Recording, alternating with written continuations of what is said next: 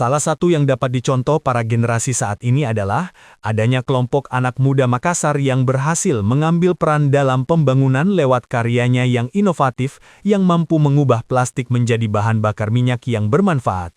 Ini merupakan bentuk kreativitas anak muda dan kepedulian lingkungan.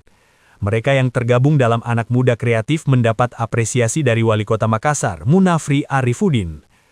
Wali Kota Makassar pun secara khusus berkunjung ke lokasi peleburan atau pengolahan sampah plastik menjadi BBM di Jalan Labu, Kecamatan Bontoala, Kota Makassar, Rabu 11 Februari.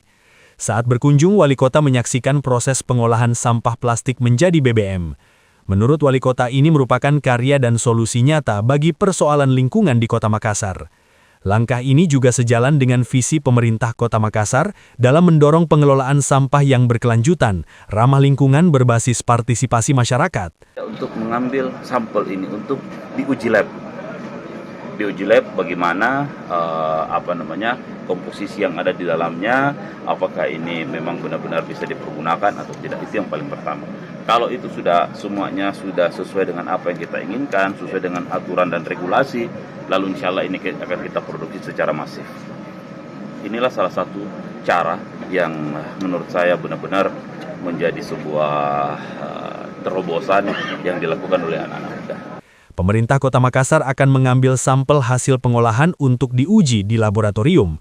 Jika hasilnya menunjukkan hal positif, maka ke depan hal ini akan diproduksi secara massal. Keberhasilan anak muda Makassar dalam mengolah sampah plastik menjadi BBM semakin membuka ruang bagi pemerintah untuk kolaborasi bagi para inovator lokal agar karya serupa dapat dikembangkan lebih luas dan berkelanjutan. Mulyadi, Miftahul Kalbi, Fajar TV melaporkan. Terima kasih telah menonton. Jangan lupa subscribe, like, comment, and share. Saksikan terus informasi terbaru dengan menekan tombol lonceng hanya di channel Fajar TV.